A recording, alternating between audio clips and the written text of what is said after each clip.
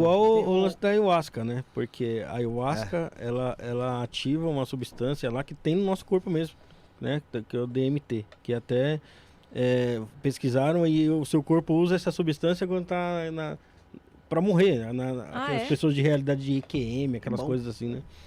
Então, se esses caras aí, tipo, que fazem meditações e eles têm um controle do corpo muito grande, vai saber se eles não conseguem acessar essa substância pra ativar algo. Com certeza. Controle, a visualização da morte. Várias histórias de yogis, principalmente esses yogis, assim, verdadeiros, né, lá da Índia e tal, que eles conseguem, tipo, morrer e voltar. Tem várias histórias do... Quem que é o Yogananda que morreu e voltou, ou foi o outro, hein? Foi o Yogananda, tem certeza? Porque tem os outros... Como assim? Que aconteceu com esse Yogananda? Ele conseguia... Eu não sei, não lembro se é ele, porque tem vários mestres yogis, mas... Não foi o Satyananda, não? Não sei, só sei que ele entrou em meditação, em estado meditativo, ele morreu. Ele não tinha mais... Meditando. Morreu. Porque a medicina ali... Ele falou, ele avisou que ele ia fazer isso para que os médicos comprovassem e tal. Aí ele foi, deu rolê de quantas horas ele quis, tiveram que chamar ele pra ele voltar, que o pessoal começou a ficar apavorado. Ele ficou dias e dias sem comer, sem beber, sem nada, só ali, morto. Só que sem putrificar, sem nada. E aí, de repente, ele voltou a hora que ele quis e beleza, viu, galera? Isso existe, tipo isso. Só que ele é outro nível, né? Esses yogis são outro nível, eles são, assim... Lá na Índia, lá, os caras ficam assim, ó, parado anos lá, pô, com os braços assim. O Wagner Borges contou a história aqui de alguns desses monges aí que eles conseguem morrer conscientemente. Sim, consciente. Né? Mas não voltar, né? Esses caras, né? Fazer, tipo, ele falou o nome aqui. Era Mahasamadhi. Mahasamadhi.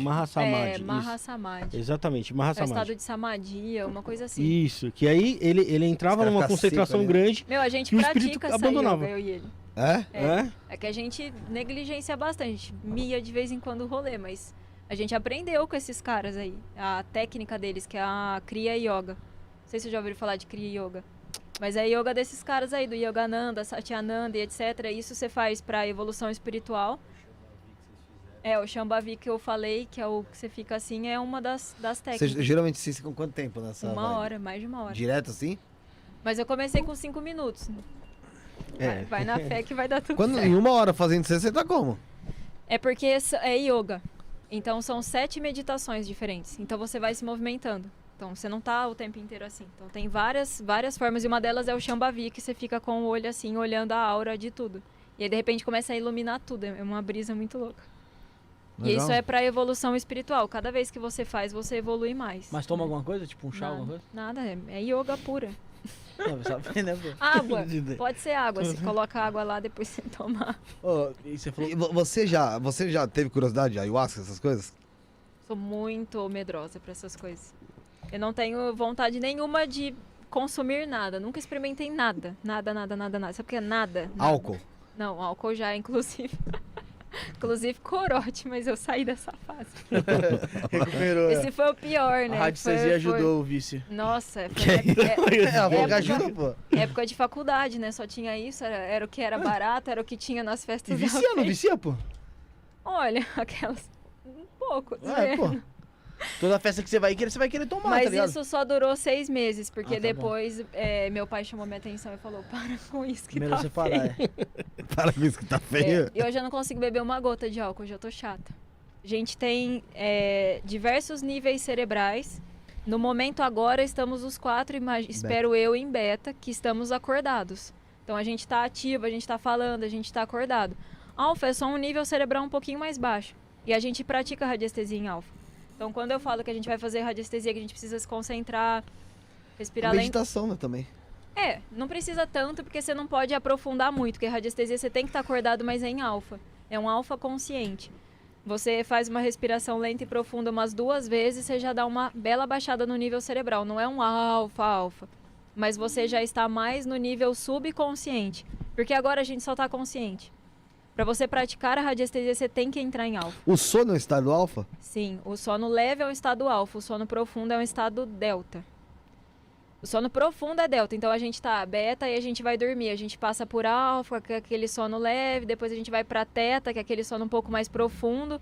Geralmente os sonhos acontecem entre teta e alfa. Então nessa mudança, né? De teta para alfa, a gente geralmente sonha, e existe o delta, que é o sono profundo. Então a gente consegue ter consciência em alfa, tanto é que a radiestesia a gente pratica em alfa, meditação a gente pratica em alfa. Então esse exercício que eu passei para você de 5 minutos aí de respiração, isso você já vai entrar em alfa. E aí o que você pode sentir entrando em alfa? Você sente que você fica até maior. Sua mão parece que aumenta de tamanho, infla, exatamente. Às vezes parece que você tá com a mão assim, ó. Aí você abre o olho e está com a mão bonitinha, assim. Mas você começa a inflar, a cabeça começa a rodar sentido anti-horário. Até às vezes você eleva a mão, alguma coisa, o corpo. Sim, você pode sentir que você está elevando, você pode elevar e não perceber. Mas isso é natural, tá? Qualquer um entra em alfa. A gente faz isso todas as noites. O Rodrigo perguntou qual o exercício. 5 minutos lá, você sentado com a coluna reta, né? Sentado se concentrando na sua respiração. Sem cruzar braços nem pernas, as mãos sobre as pernas, e você só se concentrar na respiração. Tentar só se concentrar na respiração já é o suficiente. Eu tinha muito disso daí que você falou, de ver, tipo, meio que inflar, mas quando eu tinha muita febre, tá ligado? De meio que delírio. E geralmente vem na cabeça geral, era muito horrível isso aí, cara. É uma sensação muito que eu não gosto de ter. Quando a gente medita, tem várias coisas que a gente sente, mas uma delas a gente sente o corpo inflar, que é a aura que tá inflando, né? Você tá expandindo aquilo. Você tá deixando a sua mente racional deixar de trabalhar, e você começa a trabalhar a níveis mais baixos, e aí você vai expandindo. Aí existe o teta, que é já um sono profundo. Para você ficar consciente em teta, você tem que se esforçar muito. E existe o delta, que é o sono profundo. Sabe aquele que você mexe na pessoa e a pessoa não mexe? Isso é delta. E os yogis conseguem ficar em delta consciente, tipo, acordados. Mas o alfa é super fácil de atingir, e a gente atinge todos os níveis cerebrais todas as noites. É só que agora a nossa frequência cerebral tá assim agora. O alfa é um pouco menos, só que você ainda tá acordado. Você fica mais intuitivo. A radiestesia a gente usa muito da intuição também. Então a gente entra em alfa para fazer análise de alguém, a gente está ali consciente e acessando o subconsciente da pessoa, mas a gente também recebe muita informação intuitivamente. Então, tipo, Mari, olha tal coisa. Mari, ó, acho melhor você ver isso aqui. Então você tem que estar num estado, num lugar ideal para você analisar, e aí intuitivamente você vê outras coisas que você não veria naturalmente. E aí você acaba descobrindo muita coisa. E a gente só consegue ter essa intuição bem aflorada assim em alfa. Então não tem segredo para entrar em alfa. Todo mundo entra toda noite. A diferença é entrar consciente. Você mexe com o lado da espiritualidade, porém é formado em engenharia, que também mexe muito com ciência, como você mesma disse. Como é que você enxerga o universo em si? Eu tenho uma visão muito grande de universo, que tudo é abundância. Porque para mim, quando a gente aprende a mecânica quântica, que a gente entende que tudo vem de uma única energia, que essa energia você pode chamar de todo, pode chamar de Deus, pode chamar de realidade última. E quando você aprende a engenharia de materiais, o que você aprende na engenharia de materiais? Como os materiais são formados. E quando você aprende como os materiais são formados, você descobre que os materiais são energia. Então, para mim, tudo fez sentido. Essa parte espiritual com a engenharia, tudo conectou com a mecânica quântica e com a radiestesia. Então, para mim, tudo é uma coisa só. E por enxergar que só existe isso, essa única energia, eu tenho uma visão de muita abundância. Para mim, o universo é abundante. Para mim, eu sou abundante, eu sou próspera. Só existe saúde, só existe amor, só existe... Então, eu tenho uma visão muito, assim, até poética da vida. E quando a gente tem esse tipo de visão, dificilmente as coisas ruins acontecem com a gente, né? A gente tá sempre bem, a gente tá sempre atraindo coisas boas, a gente tá sempre... Uma boa vibe, né, você diz. Prosperando. Então, eu enxergo, assim, o todo numa grandiosidade, assim, muito, muito, muito, muito grande. E às vezes, quando a gente tem algum problema e a gente tem mesmo, eu tento fazer essa comparação. Então, tipo, esse é o meu problema. Às vezes você tá sofrendo com algo. Aí quando você lembra que o todo é muito maior do que isso, o seu problema fica desse tamanhozinho. E aí aquilo simplesmente você deixa de sofrer, você deixa de sofrer por aquilo. Mas eu tenho essa visão aí mais poética, mais tudo é lindo, tudo vai dar certo. Não é tóxico, é realmente acreditar nisso. E essa parada de outras galáxias, coisas que a gente nunca alcançou dentro do universo, você vê como que mundos diferentes? Ou só faz parte mesmo do nosso universo e existem outros universos paralelos ao nosso? O que você pensa? Eu acho que existe tudo, assim, diversos multiversos, né? Vários universos, várias dimensões. Inclusive, acredito que a gente possa acessá-las, porque se a gente souber chegar naquela frequência, a gente acessa aquilo lá. Acredito em vida fora da Terra, inclusive nós não somos daqui.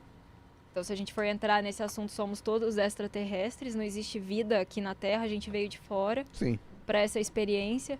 Mas eu acredito, sim, em outras realidades, em outros universos, em outro tudo. Eu sou apaixonada por esse tema, inclusive.